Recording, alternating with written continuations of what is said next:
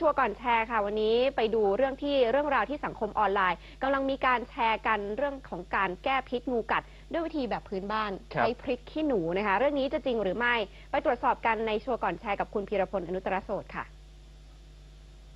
พริกขี้หนูเป็นพืชผักที่มีประโยชน์แต่จะถึงขั้นที่แชร์กันนี้หรือไม่ถ้าถูกงูกัดไม่ต้องดูว่างูอะไรให้ตำพริกขี้หนูคลุกใบยาสูบพอกแผลแล้วพิษงูจะถูกดูดออกจนหมด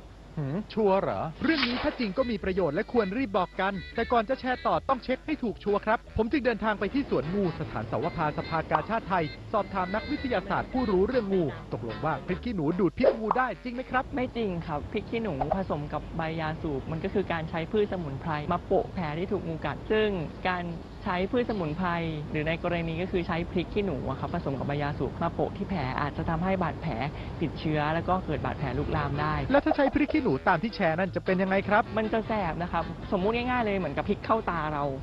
แน่นอนครับบาดแผลติดเชื้อเพราะว่าตัวพริกกับตัวใบยาสูบไม่สะอาดและถ้ายิ่งดื่มน้ำพริกตามที่แชร์เลือดก็ยิ่งสูบฉีดหัวใจก็จะสูบฉีดเลือดมากขึ้น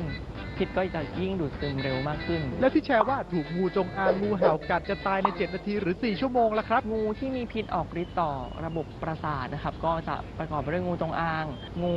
เห่าแล้วก็งูในกลุ่มงูสามเหลี่ยม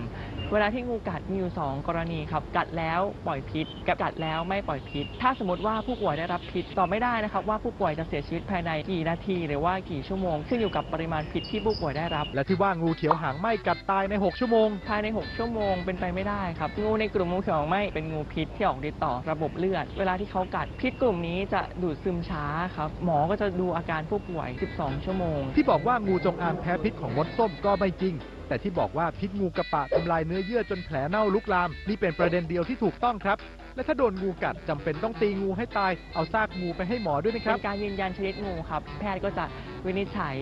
ได้ถูกต้องครับว่าผู้ป่วยถูกงูชนิดนี้กัดแต่ก็จะมีบางกรณีญาติผู้ป่วยว่าตัวผู้ป่วยเองเนี่ยครับไปตีงูไปหางูผู้ป่วยเองไปถึงโรงพยาบาลช้าบางกรณีไปตีงูผิดตัวไปตีงูที่ไม่มีพิษทั้งที่ผู้ป่วยถูกงูพิษกัดแนะนำว่าให้นำผู้ป่วยส่งโรงพยาบาลอย่างเร็วที่สุดจะดีกว่าเพราะว่าตัวอาการก็จะบอกแพทย์ก็จะวินิจฉัยจากอาการที่เกิดขึ้นครับแล้วการขันชะเนาะเหนือแผลล่ะครับเป็นวิธีการที่ผิดครับวิธีการขันชะเนาะเป็นการใช้เชือกรัดเหนือบาดแผลทำให้เลือดนะครับไม่ไปเลี้ยงบริเวณที่ถูกกัดก็อันตรายกว่าครับอาจจะต้องสูญเสียอวัยวะตัดแขนตัดหรือว่าตัดขาได้ถูกงูพิษกัดสิ่งแรกคือตั้งสติยิ่งเราตื่นเต้นหัวใจเราทำงานหนักสูบฉีดเลือดพิษก็ดูดซึมเข้าไปได้เร็วหลังจากนั้นล้างแผลให้ผู้ป่วย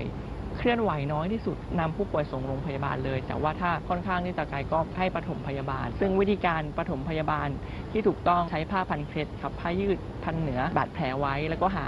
วัสดุแข็งมาดามไว้ใช้ผ้าพันเคล็ดอีกผืน1 พันเป็นการชะลอการดูดซึมของพิษเพื่อนำผู้ป่วยไปส่งโรงพยาบาลสรุปแล้วเรื่องพริกขี้หนูแก้พิษงูนี่เป็นอย่างไรครับมั่วอย่าแชร์ครับและนี่ก็เป็นอีกหนึ่งในหลายเรื่องที่เข้าข่ายยิ่งแชร์ยิ่งอันตรายครับแอดไลน์ของสำนักข่าวไทยไว้นะครับเข้าไปที่เพิ่มเพื่อนแล้วพิมพ์ @TNAMCOT หากได้รับอะไรมาอย่าเพิ่งแชร์ต่อร่วมตรวจสอบไปด้วยกันครับชัวร์ก่อนแชร์